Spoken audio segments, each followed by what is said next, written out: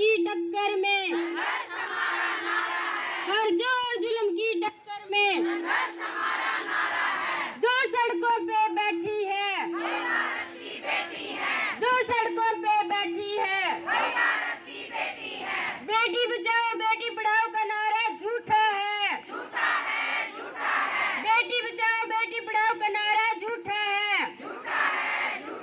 हरियाणा सरकार, हरियाणा सरकार, केंद्रीय सरकार, केंद्रीय सरकार, बात नहीं मानते, मुर्दाबाद।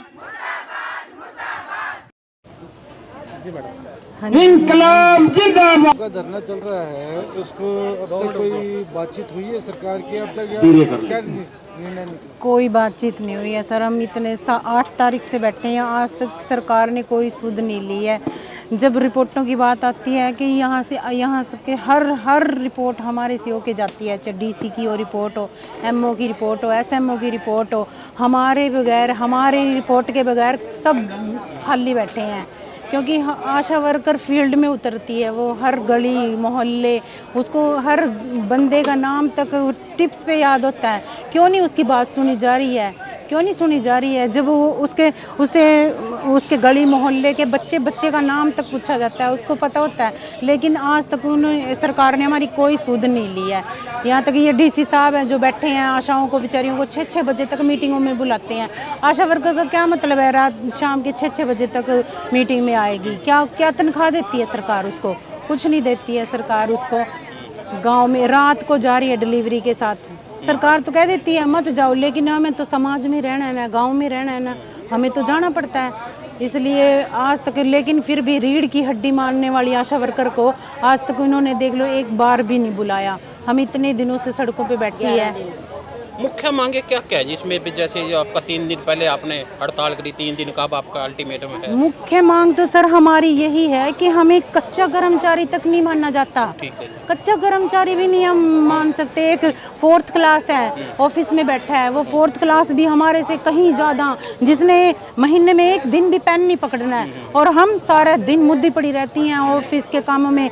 फिर फील्ड का भी करेंगी, रजिस्टरों का भी करेंगी, और बच्चों का टीकाकरण है, क्या काम नहीं कर रहे हैं हम फील्ड में। 1.5 साल से 10 साल के टीके भी लगाओ, 1.5 के, मतलब कि किसी भी उम्र के बच्चों को टीकाकरण हम करवा रहे हैं ना। कोई भी काम, किसी भी काम में हम पीछे नहीं है।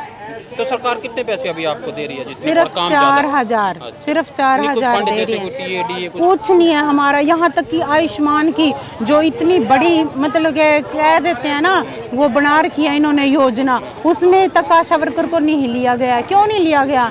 अगर बाय द वे हमारी आशाएं हैं, रात को भी जाती हैं, क्या सेफ्टी है हमारी? रात को भी जा रही हैं आशाएं, प्यार में जाएं, मुलाजे में जाएं, जैसे भी जा रही है ना, लेकिन उनकी भी कोई सेफ्टी नहीं है सरकार के पास। आयुष्मान तक का हम लोगों के बनवा दें, हमारे क्यों नहीं बनाए गए आज तक? हमारे भी बनाने चाहिए ना। इस विषय में आपने डीसी वगैरह पे कहीं, क्योंकि होना चाहिए, बात तो करी होगी सब जगह, सब 3 साल से हम लगातार कर रहे हैं। 2018 में हम बैठे थे, उस टाइम इन्होंने हमारा कुछ किया था, लेकिन उसके बाद हर कर्मचारी का बढ़ता है, हर कर्मचारी का बढ़ता है। क्या हमारे 500 रुपये भी नहीं सरकार बढ़ा सकती? और बढ़ाने की बजाय हमारे कटौतियाँ करती जा रही है। ये काट दिया जाएगा, ये काट दिया जाएगा। आप कौन सा पक्के कर्मचारी हो? यहाँ तक के ताने दिए जाते हैं हमें। बात हुई आपकी प्रशासन किसी सरकार से कोई आपका प्रतिनिधि मिला हो? क्योंकि हड़ताल खाली बात मिले हैं, खट्टर साहब से मिले थे, उन्होंने कह दिया हमारे पास कुछ नहीं है, मोदी से जाके मिलो, वो देगा आपको। मोदी किसका है?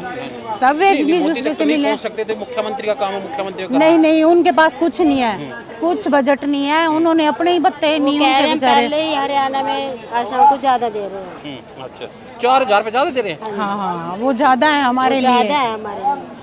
तो आगे क्या रहेगा मैडम, क्या रणनीति है? देखो, हमारी यही रणनीति रहेगी कि जब तक सरकार हमारी कोई बात नहीं सुनेगी, हम सड़कों पे बैठी हैं तो हम सड़कों पे ही बैठी रहेंगी जब तक ये उठाएंगे नहीं हमें।